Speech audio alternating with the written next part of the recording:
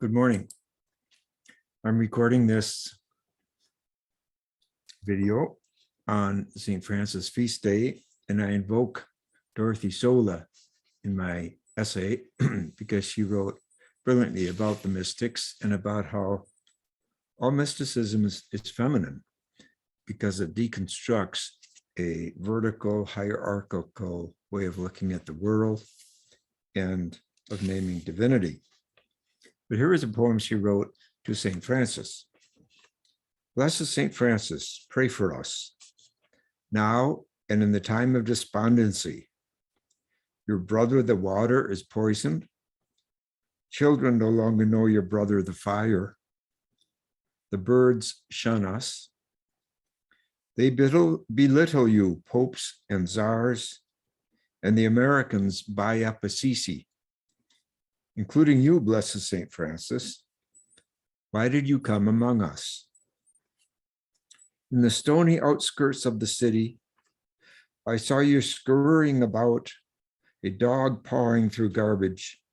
Even children choose a plastic car over you.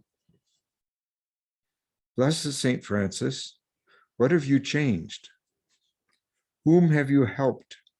Blessed St. Francis, pray for us now and when the rivers run dry, now and when our breath fails us. A powerful poem, including the healthy masculine energies of outrage and anger. And by putting this into poetry and in the context of honoring a saint,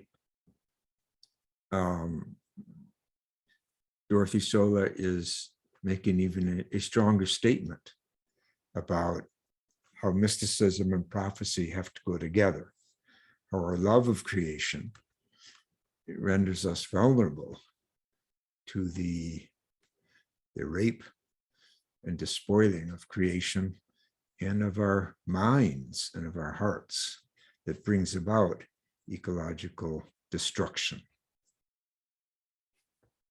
Just today, on St. Francis feast day, there was a wonderful occurrence when world religious leaders met at the Vatican, and some of them online, to sign a common document in response to what they called the grave threat of climate change. They called for an urgent, radical, and responsible action. This included 40 religious figures representing Eastern Christianity, the Patriarch Bartholomew, Western with Pope Francis, but also Islamic and Jewish and Buddhist and Hindu leaders, all pledging to step up. They said, we have inherited a garden. We must not leave a desert to our children. That's exactly what I mean by original blessing. We have inherited a blessed garden that we call the earth, but we're leaving a desert for our children unless we change swiftly. And I love the fact that they gathered and that they set the human context, including our religions, all of which is so modest in the bigger picture of the earth itself, that they set the context of gathering not around our human religious arguments, but around the salvation of the planet and of surviving the planet, surviving humanity, Homo sapiens. And the statement was read at a gathering called Faith and Science toward COP26 being the meeting that'll take place next month in Scotland, of all the nations, to try to act more responsibly toward a Mother Earth.